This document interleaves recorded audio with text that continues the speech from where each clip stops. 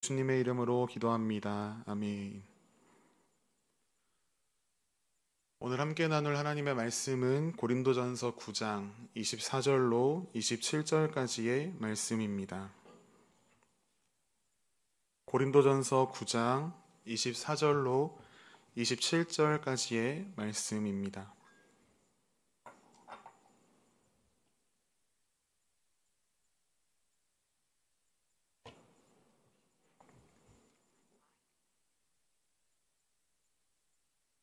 고린도전서 9장 24절로 27절까지의 말씀 우리가 함께 한 목소리로 읽으시겠습니다. 운동장에서 다름질하는 사들이 다 달릴지라도 오직 상을 받는 사람은 한 사람인 줄 너희가 알지 못하느냐. 너희도 상을 받도록 이와 같이 다름질하라. 이기기를 다투는 자마다 모든 일에 절제하나니 그들은 썩을 승리자의 관을 얻고자 하되 우리는 썩지 아니할 것을 얻고자 하노라. 그러므로 나는 다름질하기를 향방 없는 것 같이 아니하고 싸우기를 허공을 치는 것 같이 아니하며 내가 내 몸을 쳐 복종하게 함은 내가 남에게 전파한 후에 자신이 도리어 버림을 당할까 두려워함이로다. 아멘. 썩지 아니할 것을 위한 절제라는 제목으로 말씀을 나누겠습니다. 여러분 한 주간 평안하셨습니까? 이 한 주도 세상 속에서 하나님의 자녀로 살아가시느라 또한 예수 그리스도의 향기를 나타내며 살아가시느라 애쓰셨습니다.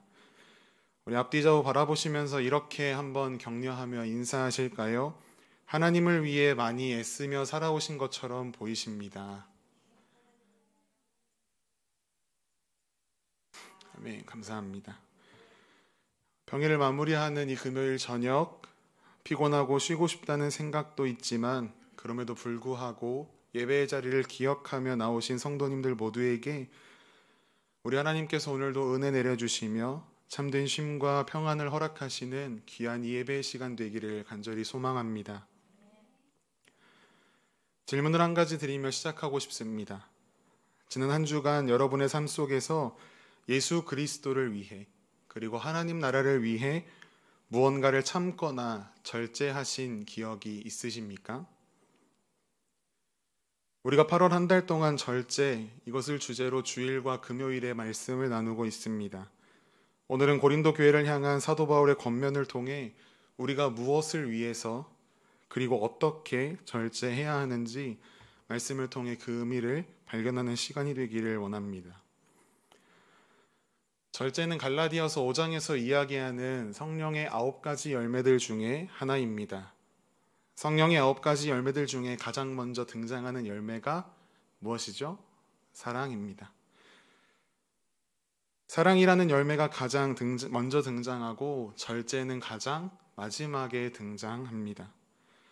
사랑이라는 열매가 가장 먼저 등장한다는 것, 그것은 모든 열매는 사랑으로부터 맺어지길 시작하며 절제라는 열매가 가장 마지막에 등장한다는 것은 모든 열매들은 절제함으로 이룰 수 있는 것이 아닐까 하는 생각을 혼자서 해보았습니다. 이 절제라고 하는 열매가 비단 기독교에만 중요시 여겨지는 항목은 아닌 듯 합니다. 우리나라 안에서도 절제를 굉장히 중요하게 생각합니다.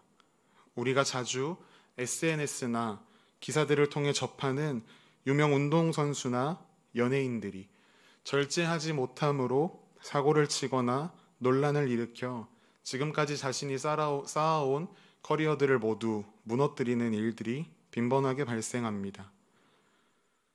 서양의 국가들 중에서는 운동선수면 운동만 잘하면 됐지, 가수면 노래만 잘하면 됐지라고 이야기하는 그런 문화들도 있지만 아직 우리나라에서는 공인일수록 이 절제의 미덕을 갖추어야 한다라는 것이 보편적인 분위기인 것 같습니다.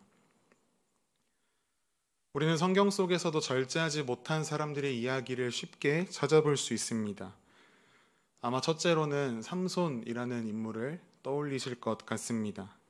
하나님께서 자신을 나시린으로 세우셨음을 알면서도 불구하고 죽은 시체를 가까이 하며 독주를 입에 대고 이방 여인과 혼인하는 듯 하나님께서 나시린에게 금하신 행동들을 범합니다. 결국 자신의 힘의 비밀을 누설하게 되고 머리가 잘리고 두 눈도 뽑혀서 블레셋 사람들의 웃음거리가 되고 말았습니다. 솔로몬도 그렇습니다. 솔로몬은 일천번제를 통해 하나님의 마음을 감동시켜 지혜를 얻고 많은 부를 누린 왕이었습니다. 하나님의 성전을 짓고 왕궁을 건축하는 위대한 업적도 남기기도 하였습니다. 그러나 그는 율법에서 왕들에게 하지 말라 말씀하신 것들을 또한 범하였습니다. 병마를 많이 두어 군사력을 의지하지 말라 하셨는데 병마를 많이 두었습니다. 아내를 많이 두지 말라 말씀하셨는데 많은 아내를 두었습니다. 그 결과 솔로몬은 비록 지혜롭고 영화로운 왕이었으나 이방의 여인들에게 미혹되어서 이방의 우상을 섬기고 하나님의 말씀을 거역하는 데까지 이르게 됩니다. 솔로몬 왕의 말로에 곳곳이 반란이 일어나고 그의 아들의 때에는 이스라엘이 두 나라로 갈라지는 절망적인 상황까지 마주하게 되었습니다. 그렇다면 이 시대 속에 우리는 어떻게 절제하는 삶을 살아갈 수 있을까요?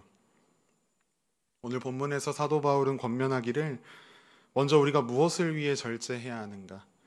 우리가 절제해야 하는 목표가 무엇인지를 명확하게 해야 한다라고 이야기하고 있습니다. 오늘 본문으로 들어가서 본문 24절과 25절 말씀을 함께 읽도록 하겠습니다. 시작. 운동장에서 다름질하는 자들이 다 달릴지라도 오직 상을 받는 사람은 한 사람인 줄을 너희가 알지 못하느냐. 너희도 상을 받도록 이와 같이 다름질하라. 이기 일을 다투는 자마다 모든 일에 절제하나니 그들은 썩은 승리자의 관을 얻고자 하되 우리는 썩지 아니할 것을 얻고자 하노라. 아멘. 오늘 사도 바울은 운동 경기를 통해서 절제에 대한 이야기를 시작하고 있습니다. 운동 경기는 헬라 시대에 매우 성행했던 것이었습니다. 특히 고린도 지역에서는 4개의 운동 경기가 4년의 사이클로 1년에 한 번씩 열렸습니다. 이 경기들이 열릴 때가 되면 대규모의 인파가 몰려듭니다. 심지어 어떤 이들은 이 경기만을 위해서 먹고 자며 훈련합니다. 그렇기에 이 경기에 대한 선수들의 경쟁 의식은 참으로 대단할 수밖에 없었습니다. 심지어 로마의 황제도 이 경기에 출전했다라는 기록이 있습니다. 이러한 경기에서 승리자가 된다는 것은 대단한 영예입니다. 사도 바울은 그 경기를 예로 들면서 저거 보아라, 사람들이 썩어 없어질 면류관을 위해서도 썩어 없어질 승리관을 위해서도 저렇게 절제하며 이기기를 다투는데 하물며 썩지 않을 승리의 관을 얻고자 하는 우리의 삶이 어떠해야 하겠습니까? 라고 오늘 본문에서 질문하고 있는 것입니다. 그리고 이야기합니다. 너희도 상을 받도록 이와 같이 다름질하라. 사도 바울이 고린도 성도들에게 이와 같은 권면을 하는 이유가 무엇일까요? 그것은 바로 고린도 성도들의 신앙 상태의 현 주소 때문이었습니다. 신앙생활을 하는 성도에게 있어서 그 누구도 자신의 모습을 보면서 이미 나는 다 완성된 존재야. 이제 더 이상 신앙의 진보는 나에게 필요하지 않아 라고 생각하는 사람은 없을 것입니다. 그렇게 주장할 수 있는 존재가 단 한 명도 없습니다. 우리 모두는 그리스도의 장성한 분량이 충만한 데까지 이르기 위해 다름박질해야 하는 사람들입니다. 아무리 한다 해도 우리가 예수님만큼 되어질 수 없기에 우리는 끝까지 다름박질해야 합니다. 하지만 당시 고린도 교인들은 그야말로 이제 나의 신앙은 다 되었다라는 듯한 뉘앙스, 그런 모습, 더 이상 영적인 진보가 필요 없는 것처럼 행동하는 영적 교만이 그들 속에 만연했습니다.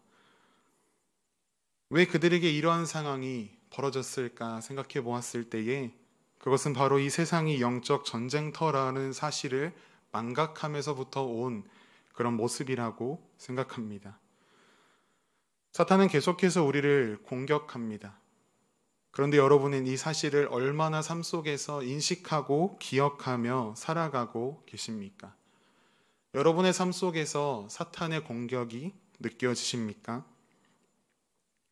계속해서 영적 전쟁이 일어나고 있음을 망각하고 있고 살아갔던 고린도 교인들, 그들은 영적으로 교만해지고 나태해지고 말았습니다.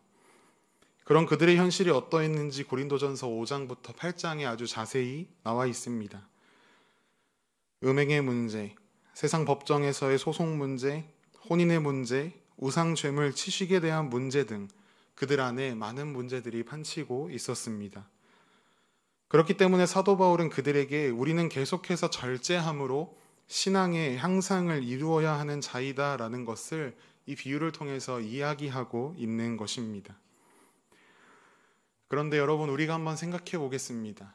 절제가 쉬운 일입니까? 어려운 일입니까? 네, 너무나 어렵습니다. 가장 쉬운 예로 아침에 새벽 기도를 가기 위해서는 잠을 줄여야 합니다. 너무나 힘이 듭니다. 아무리 저녁 8시, 9시에 잠자리에 들어도 새벽 4시에 일어나는 것은 왜 이렇게 힘든지 모르겠습니다. 그뿐 아니라 세상에 절제하기 어려운 것들이 너무나 많습니다. 그렇기 때문에 갈라디아서 5장 17절은 우리에게 말하기를 우리의 삶은 끊임없이 육체의 소욕과 영의 소욕이 싸우고 있다라고 이야기합니다. 잠언 25장 28절은 자기의 마음을 제어하지 못하는 사람은 성읍이 무너지고 성벽이 없는 사람과 같다라고 또한 이야기합니다.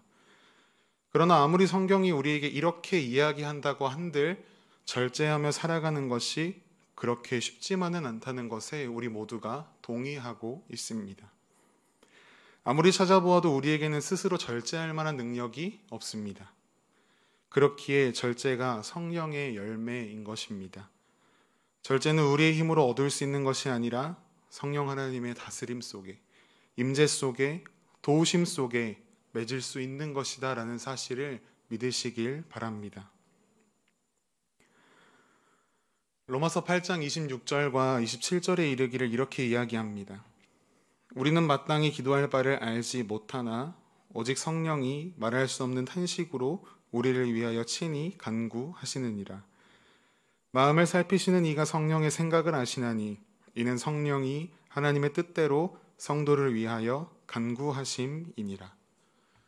성령 하나님께서 우리를 위하여 간구하시는 은혜의 역사가 우리의 삶 속에 있을 때에 우리가 성령 하나님의 인도하심을 받을 수 있습니다. 하지만 우리가 성령 하나님과 무관한 삶을 살아간다면 우리는 성령의 열매 중 하나인 이 절제라고 하는 열매를 결코 맺을 수 없을 것입니다. 우리가 성령 하나님과 이 절제의 열매를 맺어감에 있어서 오늘 사도 바울은 원칙 하나를 이야기합니다. 우리 모두가 동일한 조건과 환경 속에 있습니다. 그런데 거기에서 모두가 상을 받는 것이 아니라 누가 절제하고 누가 잘 준비하고 누가 잘 달리느냐에 따라 이기는 한 사람이 나온다라는 것입니다. 우리가 신앙생활을 할 때에 생각해보면 하나님께서 우리에게 좋은 환경이나 좋은 조건을 주셔서 신앙생활을 잘 할 수 있었으면 좋겠다라는 생각을 하기도 합니다. 그러나 우리가 다름질하고 영광의 면류관을 얻을 수 있는 것은 결코 좋은 환경이 달려있는 것이 아니라 동일한 환경 가운데에 우리가 어떻게 달려가느냐, 이것이 중요함을 오늘 사도 바울은 이야기하고 있습니다. 출애굽하는 이스라엘 백성들을 함께 떠올려 보십시다. 모두가 동일한 환경 속에 애굽을 탈출하였습니다. 모두가 동일하게 홍해를 건넜고 모두 같은 만나를 먹었고 모두 동일하게 반석에서 나온 물을 마셨습니다. 그런데 출애굽한 1차 출애굽 백성들 중에 모두가 가나안 땅에 들어갔습니까? 그렇지 못했습니다. 끝까지 하나님만을 바라보고 하나님의 약속을 붙들었던 여호수아와 갈렙만이 이 가나안 땅에 들어가게 되었습니다. 환경이 우리에게 승리의 면류관을 가져다 주지 않습니다. 누가 하나님께서 정하신 신앙의 정도를 걸어갔느냐, 누가 하나님을 향한 명확한 방향을 설정하였느냐, 누가 그 방향대로 하나님의 나라를 준비하였느냐에 따라서 승리의 면류관을 받는 사람이 결정됩니다. 그래서 오늘 사도 바울은 오늘 본문 26절에서 그러므로 나는 다름질하기를 방향 없는 것 같이 하지 아니하고 싸우기를 그저 허공에 주먹질하는 것처럼 하지 아니한다라고 이야기하고 있는 것입니다. 사도 바울에게는 분명한 목표가 있었습니다. 왜냐하면 그 안에는 두려움이 한 가지 있었기 때문입니다. 그 두려움은 27절에 이야기하고 있습니다. 내가 남에게 전파한 후에 자신이 도리어 버림을 당할까 두려워함이로다. 내가 열심히 복음을 남들에게 전하고 나서 상급받기에 부적합한 자로 판명되지 않을까 하는 그 두려움. 전반적으로 교만한 자세를 보이던 고린도 교인들의 자세, 그 가운데에서도 특히 우상 제물이나 우상 숭배에 대해 대처하는 그들의 위험천만한 자세와 아주 대조되는 사도 바울의 모습을 오늘 본문 27절을 통해 우리가 발견하게 됩니다. 그래서 사도 바울은 자신의 몸을 쳐서라도 시켰다라고 이야기합니다. 자신을 엄격하게 절제하는 생활을 멈추지 않았다라는 것이지요. 자신의 몸이 의의 병기가 되도록 자기 절제에 매우 힘쓰는 모습이 이 사도 바울 안에 있었습니다.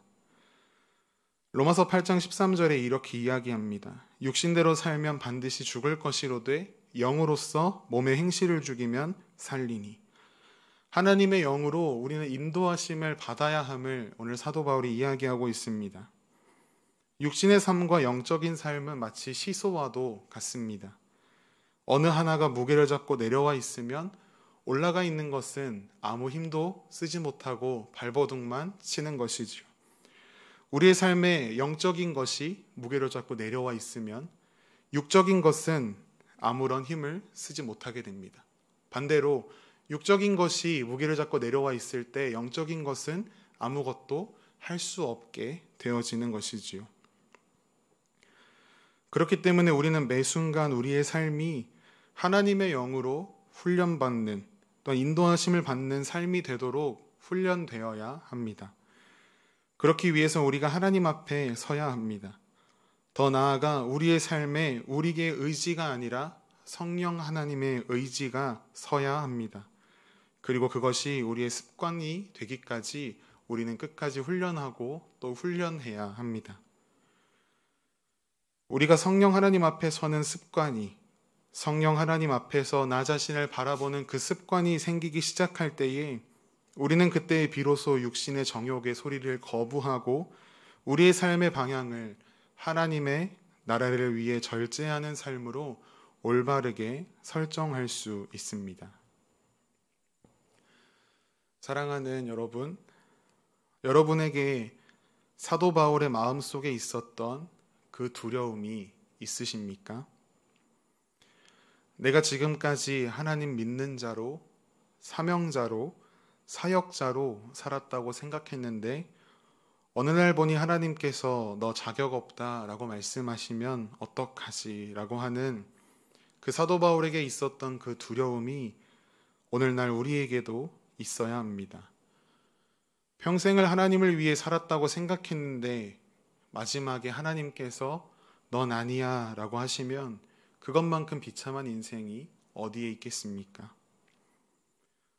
오늘 사도 바울의 두려움이 우리의 두려움이 될 때에 절제라고 하는 그 열매가 우리의 삶에 얼마나 중요한 열매인지를 깨닫게 될 것입니다. 화려하게 이름 날리는 인생보다 하나님께 끝까지 쓰임받는 인생이 훨씬 귀한 인생입니다. 누가 나를 알아주는 인생보다 끝까지 하나님께 쓰임받는 자리에 남아있는 삶이 우리에게 가장 복되다라는 사실을 우리가 믿을 때에 이 세상 가운데 절제하며 살아갈 수 있습니다. 절제라고 하는 열매는 단순하게 우리가 구원받고 하늘나라에 가는 것에서 그치는 것이 아니라 이 땅에서 하나님의 자녀로 살아가는 데에 꼭 필요한 성령의 열매입니다. 오늘 이 시간 말씀을 붙들며 함께 기도하는 이 시간 가운데 우리의 삶이 성령 하나님 앞에 바로 서며 성령 하나님께서 우리 안에 맺게 하시는 절제의 열매의 싹을 틔우는 그 복된 시간이 되기를 간절히 소망합니다.